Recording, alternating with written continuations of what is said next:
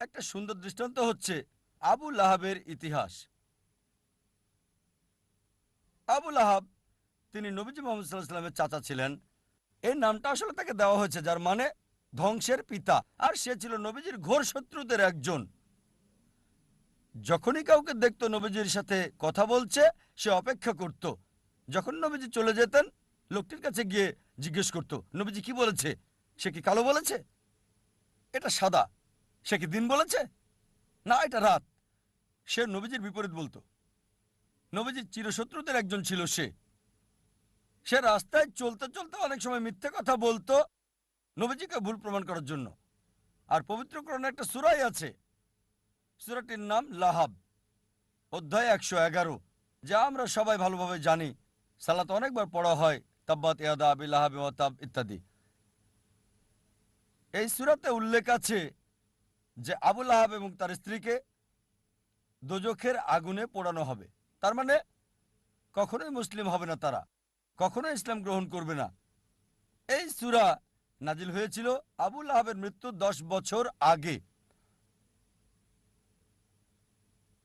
যখন এই সূরা নাজিল হলো, একটা কাজ আবু লাহাব করলে, ইসলাম গ্রহণ করলে কোরআন ভুল প্রমাণিত হয়ে যেত। অথচ তার অনেক সাহাবী আর বন্ধুরা সেই 10 বছরের সময় ইসলাম গ্রহণ করেছিল। আবু লাহাব পরবর্তীতে 10 বছর পর বদরের যুদ্ধে মারা গেল। 10 বছর সময় হাতে ছিল তখন। এই 10 বছরের নবীজি তাকে নিয়মিত আহ্বান করতেন ইসলাম গ্রহণ করতে, তাহলে কোরআন ভুল প্রমাণিত হতো। খুব সহজ বিষয় ছিল, শুধু বললেই হতো আমি একজন মুসলিম, এতটুকুই। মুসলিমের মতো তাকে আচরণ করতে হতো না, তাকে নামাজ পড়তে হতো না, শুধু বললেই হতো যে আমি মুসলিম, যথেষ্ট। কোরআন ভুল প্রমাণিত হয়ে যেত। সহজ বিষয়, খুবই সহজ। অনেক সময় নবীজির বিরুদ্ধে মিথ্যে বলেছে, আরেকবার বললেই তো হতো, কোরআন মিথ্যে প্রমাণিত হতো। কিন্তু সে পারে নাই, কারণ কোরআনের রচয়িতা সর্বশক্তিমান ঈশ্বর। তিনি জানেন যে আবু লাহাব ইসলাম গ্রহণ করবে না। ফলসিফিকেশন টেস্ট 10 বছর। আরো ফলসিফিকেশন টেস্ট আছে, অনেক অনেক আছে এখানে।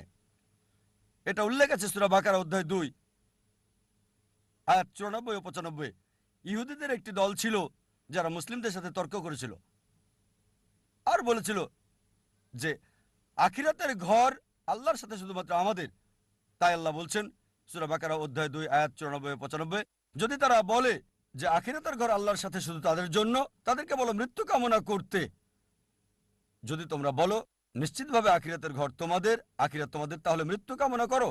এই আয়াত আরো বলছে তারা কখনোই মৃত্যু কামনা করবে না, কখনোই না। একটা মাত্র কাজ ইহুদিদের করতে হতো, কোরআনকে ভুল প্রমাণ করার জন্য বলতে হতো আমি মরতে চাই। সহজ ছিল, মরার দরকার ছিল না। এমন না যে আত্মহত্যা করতে হবে, নিজেরা নিজেদের স্তব্ধ করবে। একটা বিষয় বললেই হতো আমি মরতে চাই। সহজ ছিল। কোরআনকে ভুল প্রমাণ করতে বলতে হতো আমি মরতে চাই। 3টি শব্দ কোরআন ভুল প্রমাণিত হয়ে যেত। আল্লাহ বলেছেন সূরা বাকারা অধ্যায় 2 আয়াত 95 ও 96, তারা কখনোই মৃত্যু কামনা করবে না, তাদেরকে যদি 1000 বছরও বাঁচতে দেওয়া হয়। সহজ ছিল, খুবই সহজ ছিল কোরআনকে ভুল প্রমাণ করা। এই দুটো ফলসিফিকেশন টেস্ট হলো অতীতের ফলসিফিকেশন টেস্ট। আমাকে বলতে পারেন ভাই জাকির, এখন কোরআনকে ভুল প্রমাণ করতে চাই, এখন কিভাবে করব? এখন কি এটা করা যাবে? হ্যাঁ, সবার জন্য সুযোগ আছে। আল্লাহ বলেন সূরা মাইদা অধ্যায় 5 আয়াত 82 যে বিশ্বাসীদের জন্য তাদের আপনজন হচ্ছে ওই সমস্ত লোক যারা বলে আমরা খ্রিস্টান, আর ঘোর শত্রু হলো ওই সকল লোক যারা বলে আমরা ইহুদি আর মূর্তি পূজারী। কোরআন বলছে বিশ্বাসীদের ঘোর শত্রু হচ্ছে ইহুদি আর মূর্তি পূজারীরা, আর বিশ্বাসীদের কাছে লোক যারা বলে আমরা খ্রিস্টান। সামগ্রিকভাবে কোরআন সামগ্রিকভাবে কথা বলছে। অনেক ইহুদি আছে যারা ইসলাম গ্রহণ করেছে, হয়তো অল্প কিছু ইহুদি যারা খ্রিস্টানের চেয়ে ভালো, তবে সামগ্রিকভাবে কোরআন বলছে ইহুদিরা হচ্ছে মুসলিমদের শত্রু সামগ্রিকভাবে, আর খ্রিস্টানরা কাছাকাছি। একমাত্র বিষয়, কোরআনকে ভুল প্রমাণ করার জন্য পৃথিবীর সব ইহুদিরা একত্রিত হয়ে যদি বলতে পারে, ঠিক আছে চলো আমরা মুসলিমদের প্রতি ভালো হয়ে যাই কয়েক বছরের জন্য, খ্রিস্টানদের চেয়ে ভালো হবে, কোরআন ভুল প্রমাণিত হবে, খুব সহজ। পৃথিবীর সব ইহুদিরা একত্রিত হয়ে যাক ৩-৪ বছরের জন্য, আর মুসলিমদের বন্ধু হয়ে যাক, তাহলে বলতে পারবে কোরআনের এই আয়াত সূরা মাইদা অধ্যায় ৫ আয়াত ৮২ ভুল। তারা এটা করবে না, এটা করতে পারবে না কখনোই। সহজ। আরো ফলসিফিকেশন টেস্ট রয়েছে। হয়তো বলবেন যে আমি ইহুদি না, তাহলে কিভাবে প্রমাণ করব যে কোরআন ভুল? আল্লাহ এই সুযোগ সবাইকে দিচ্ছেন। আল্লাহ পবিত্র কোরআনে বলছেন সূরা ইসরা অধ্যায় ১৭ আয়াত ৮৮, তারা বলে সে এটা রচনা করেছে। চেষ্টা করো আরেকটা কোরআন তৈরি করো। তুমি মনে করো মানুষ রচনা করেছে? এর মধ্যে একটা কোরআন রচনা করো। চ্যালেঞ্জ দেওয়া হয়েছে সূরা তুর অধ্যায় ৫২ আয়াত ৩৪-এ। আল্লাহ তাআলা চ্যালেঞ্জ করেছেন যে এর মধ্যে একটা কোরআন রচনা করো। কখনোই তোমরা তা করতে পারবে না। এমনকি যদি সব জিন এবং মানুষ জাতি একত্রিত হয়, তারা কোরআনের মতো আরেকটা রচনা করতে পারবে না আল্লাহর সাহায্য ছাড়া। এটা একটা চ্যালেঞ্জ। আবার আল্লাহ এই চ্যালেঞ্জকে সহজ করে দিয়েছেন। আল্লাহ বলেন সূরা হুদ অধ্যায় ১১ আয়াত ১৩, তারা বলে সে এটা রচনা করেছে। ১০টা সূরা রচনা করো এর মতো করে। সম্পূর্ণ কোরআন না, এটা কঠিন।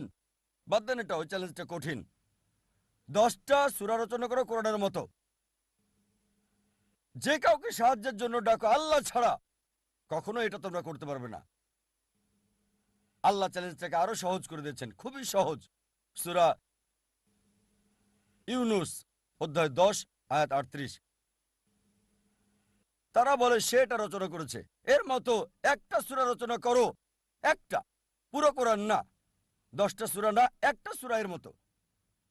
সাহায্যের জন্য ডাকো তোমরা যাকে পছন্দ করো আল্লাহ ছাড়া, আর তোমরা তা পারবে না, কখনোই না, কখনোই পারবে না।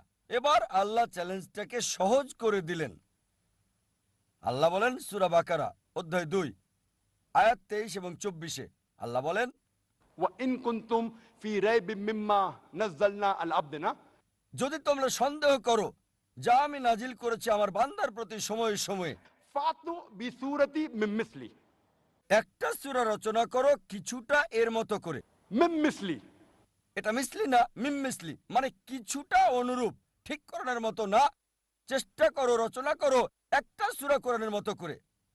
من مثلي وادعوا شهداءكم من دون الله إن كنتم صادقين আর সাহায্যের জন্য ডাকো তোমাদের যে কেউকে সাক্ষী রাখো আল্লাহ ছাড়া, যদি তোমরা সত্যবাদী হও।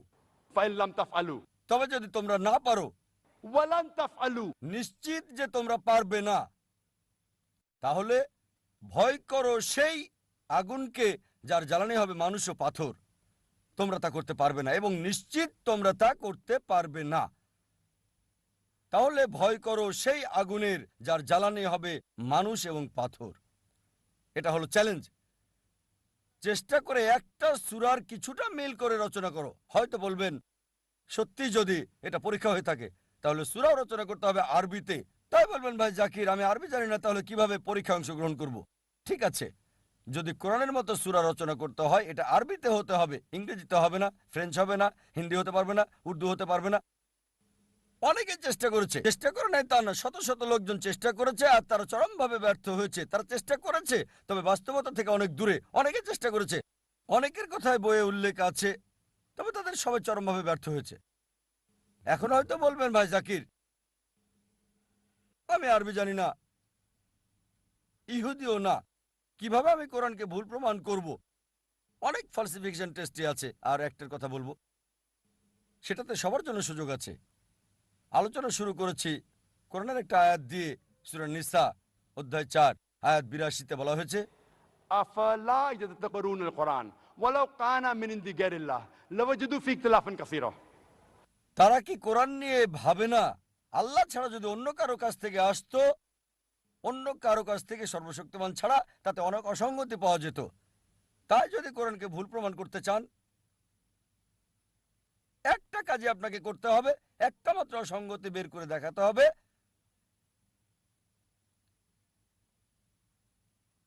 কেউ যদি কোরআনের একটা ভুল বের করতে পারে, কোরআন ভুল প্রমাণিত হবে। এমন না যে চেষ্টা করে নাই, অনেকেই করেছে। ইন্টারনেটে যান, দেখবেন হাজারটা কন্ট্রাডিকশন, কিন্তু সবগুলোই হয় প্রসঙ্গ ছাড়া, না হয় ভুল ব্যাখ্যা বা অযৌক্তিক। তাই এটাকে বলা হয় ফলসিফিকেশন টেস্ট। কোরআন বলে দিয়েছে কিভাবে এটাকে ভুল প্রমাণ করব।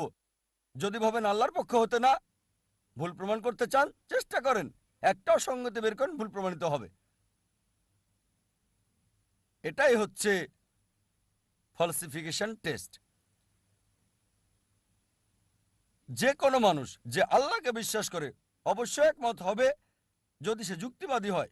এই 1 ঘন্টায় আমি যা বলেছি সে মানবে যে কোরআন আল্লাহর বাণী। তাহলে যে ঈশ্বরে বিশ্বাস করে না তার ব্যাপারে কি হবে? যদি কেউ ঈশ্বরে বিশ্বাস নাই করে, তাহলে কোরআন আল্লাহর বাণী, এই প্রশ্নটা আসবে কি করে?